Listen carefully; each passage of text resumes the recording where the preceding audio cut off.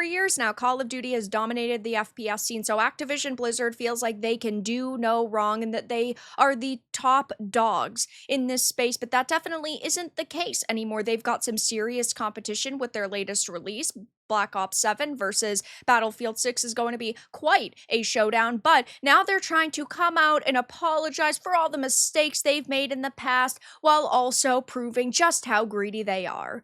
I have a few different things to show off, but before I get into the topic, if you enjoy the content I create, check out the links in the description, join the community in my live streams, and consider supporting through Patreon or YouTube memberships. Now, I've talked about Black Ops 7 on the channel a few times now. I used to really like Call of Duty, but over the past couple of releases, I've just personally not been particularly interested in the slop that they're pumping out. It doesn't ever feel unique or what gamers want. It just feels like more of the same, lots of rehashed maps and modes, and nothing feels like they are really trying to innovate anymore. And they know that with the release of Battlefield 6 being so close to the release of Black Ops 7, they have to try to do more, and that's why they released this long community update, and they've talked about how they're going to do better in the future, but there is also some other information that is infuriating gamers because Black Ops 6 content will no longer carry forward into 7.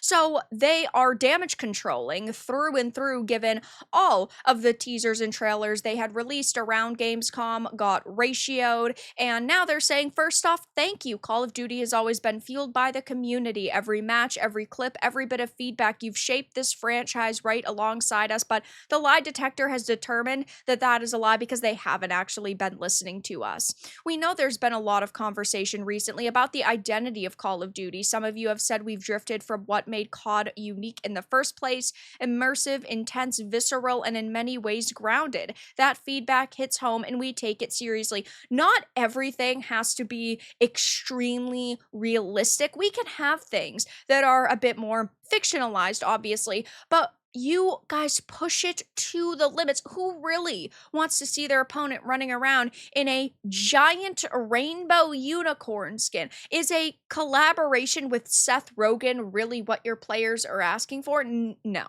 Carry forward update: operator skins and weapons from Black Ops 6 will no longer carry forward to Black Ops 7, but will still work in Warzone. XP tokens and gobblegums will continue to carry over, which this has infuriated a lot of people because I understand in order to make the future of the franchise feel more grounded, you can't have the operator skins and weapons really carry over because then you're just adding more slop into 7. You're allowing that slop to be carried over, but at the same time, there's not some middle ground where, like, hey, if you have this skin, we're going to create a new alternate version that you're going to be able to access in 7. And I can't expect Activision to really pull out all the stops for their players and really try to listen to players, but of course this has infuriated a lot of people. Fuck off, and it's the picture of the female from the trailer, which definitely does not look good at all whatsoever.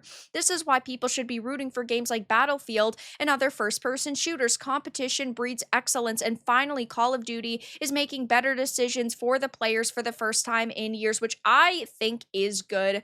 When games and companies have competition, competition is healthy. It means that they no longer feel comfortable. They no longer feel like they can just sit around and do whatever they want because they have to continue to be better for their players. Remove heavy SBMM and EBMM. Remove disbanding lobbies. Better communication. Your feedback matters. That's great. Now tone the aggressive SBMM down. Nice, but we want no SBMM on pubs. Big upgrade on Ricochet. Test the upgrades, not recycled content, best servers, better communication, and this is, in general, I would say, a step in the right direction, but you also have to consider that they have a lot more to do, especially in terms of pandering to modern audiences that we've talked about so much. Are you going to force communist Black Lives Matter propaganda into this one too, right? Are you going to have the trans flag colored bullets? There's a lot of questions questions, and of course, not a lot of answers, but it's very clear to see that they have changed their tone now because they realize they have some serious competition in Battlefield 6, but also because this initial trailer that they put out was not met with a lot of positivity. The gameplay reveal from Gamescom has 46 million views, 56,000 likes to 426,000 dislikes. So it seems right now